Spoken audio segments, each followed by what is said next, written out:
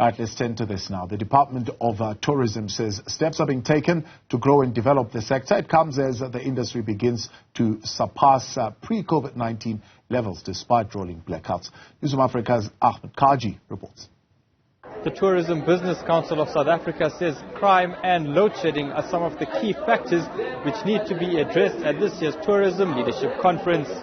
Tourism Minister Patricia de Lille says the Equity Fund framework, which is expected to provide a cash injection, is being presented to Cabinet. The Tourism Equity Fund framework will be before Cabinet. And once again, I want to thank the private sector for your input, because now we can begin to look forward to release the 1.2 billion rand into the tourism sector so that we can drive the growth of the sector and transformation. South Africa is still seen as an attractive destination for global and domestic tourists. De Lille says international travellers spent 48 billion rand between January and June this year. Home Affairs Minister Dr. Aaron Motsoaledi says his department is monitoring those entering the country. I also want as many people as possible to come here. The small difference is that I only want the right people to come here. Yes, that's the small difference. I don't want scalums to come into our country.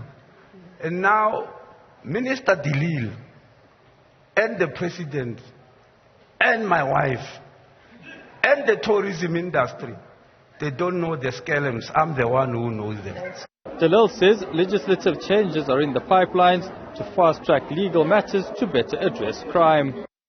In terms of the National Prosecuting Authority, that's also working with us, they have now informed the Safety Forum that the President has assented to legislation for the use of audio and visual links to present evidence in court. The concern is that if a tourist is being attacked in South Africa, they go back home. And then thereafter they have to travel back to appear in court.